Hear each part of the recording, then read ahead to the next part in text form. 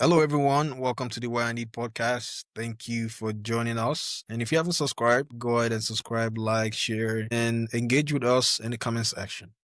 And we're going to be discussing the recent Boko Haram attack that happened on Friday, September 5th in the evening. And I believe this happened in the northern part of the country in Borno State, northeastern Nigeria. And this has been going on for a very long time. I mean, not specifically in Borno State, but all over the northern part of Nigeria. The Boko Haram has been doing a lot of damage, and some has made it a religious fight. Some people think it's political, and it's just sad that a lot of innocent victims have been caught in this unnecessary attacks on civilians, on people, everyday people just trying to live their lives in their villages. And it's sad that our military, they've not really been able to make any headway. I mean, is Boko Haram much more bigger than Nigerian military? Are they more powerful than Nigerian military? And why haven't they been able to find a permanent solution to this Boko Haram insurgency in the northern part of the country?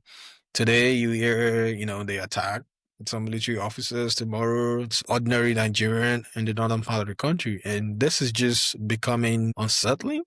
I know a lot of people who have been accustomed with the Boko Haram attacks. As long as it's not happening in your backyard, as long as it's not happening to your family members, you hear 60 people today, 20 people tomorrow, and like that, we're just getting used to these abnormalities, and we keep spending a lot of money.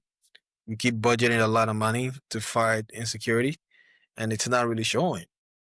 So, what's your opinion on this recent attack in Borno State? I really do not have a lot to say about this. I mean, it looks like Boko Haram or insurgency has been normalized in the northern part of Nigeria, and it's unfortunate that it's even spreading to other parts of the country.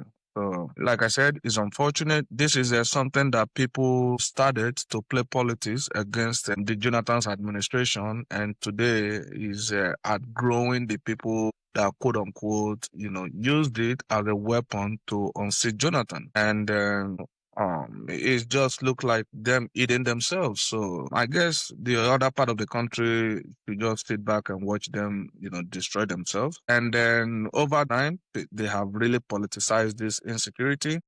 In fact, Zulum, at some point, the governor of Borno State came out and, made some remarks, and then his predecessor, that's the VP right now. He was on seat when this issue of Boko Haram started, and they really did not do a lot. And when Jonathan wanted to act, they say he was basically going to war with the northern Nigeria, and this is, the outcome of their politics. May God bless the souls that departed, the souls of the innocents that departed. But I'm just feeling like this is just their karma, and maybe they should enjoy it while it lasts. It started as a political game, but now it's no longer funny. It's no longer a game. It's affecting people's lives. As we all know, that there will always be collateral damage, especially on the side of the innocent Nigerians living in that area, living in those communities. And you would think that our security agencies would be able to take care of these things. Are they telling us that the Nigerian military can't undo 1,000 Boko Haram members, even if they're 20,000? Shouldn't Nigerian military have the capability, have the capacity to undo them and push them all into one area and then just deal with them, dropping something on them, or taking care of them, because we know they live in the bushes, right? And I'm sure the security folks, the military, they have intel on their locations, but it's sad that we've been fighting this for over 15 years and there's no significant change. At one point, it was announced that the Nigerian military killed their leader. I think that was in 2021 or 2020, thereabout. But it didn't stop the movement. The Boko Haram movement continued. They continued to do havoc on innocent Nigerians. We've changed the government at least 2 or 3 times now. The same problem continues. I still can't fathom how a whole Nigerian military can't undo a Boko Haram terrorist organization. Even if you're 10,000. I'm sure they're not up to 10,000. Because 10,000 is a lot of numbers, right? Even if they're up to 10,000, up to 20,000, shouldn't the Nigerian military be able to handle this situation? And we have a lot of money budgeted to undo insecurities, but it looks like it's not working. Whatever they're doing, it's not working. Yeah, I agree with you, but do not forget that Nigerian government is technically not in war with the Boko Haram.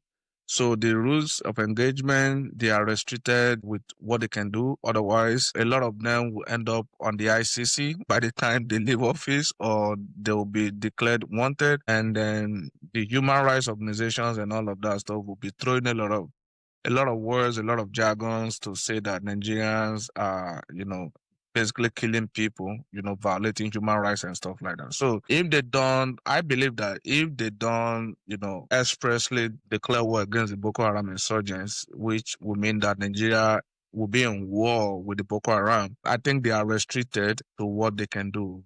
Otherwise, a lot of them, even the current CDC or CDF, may end up with the ICC and stuff like that. So I think there is that fear. And there's another angle to it that people probably are beginning to use it to make money. Both the residents of the states, the federal, probably people in the government, and probably some of those NGOs that are pretending to help out, even the ones from overseas, from foreign countries and stuff like that. A lot of them have beginning to use it to cash out. In fact, there was a report that came out almost 5 months ago that was saying that even around Medugri, properties prices have really jumped since the inception of Boko Haram. So it tells you that people are really making money from that. There is a saying that is people credit to our former, military head of state Abacha, that says that if an insurgency or insurgents last more than one day, it means that somebody in the government or government had else in it. So this has lasted for almost 15 years. It tells you that it's probably people making money with it and they wouldn't want to see it stop. Yeah, this is my opinion. I just think the Nigerian leaders, the politicians, they just need to be bold. They need to show some spine. I mean, see what's happening between Israel and the people in Gaza. I mean, what is the ICC doing about it? I mean, if this issue is happening in Nigeria, it's within Nigeria, and the Nigerian government should have the necessary authorities to do whatever they want in their country to at least undo the insecurity issues. We all know that if someone is trying to kill you, you don't negotiate with it. You don't give them what they want. Just like the US policies on not negotiating with terrorists, on not giving terrorists what they want, because if you give them what they want, they're gonna come back for more. So it looks like we're in a conundrum at this point. Our leaders don't have spine to be able to do what's needed, do what's necessary to put Boko Haram in the past. And I know the president is open to the state policing in order to be able to combat issues like this.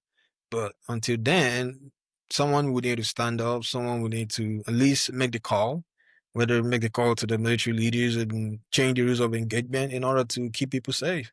Are they saying that the lives, I'm sure thousands of people, thousands of lives have been lost in the last 15 years by Boko Haram. So are they saying those lives are not worth fighting for? And they're not worth getting justice for?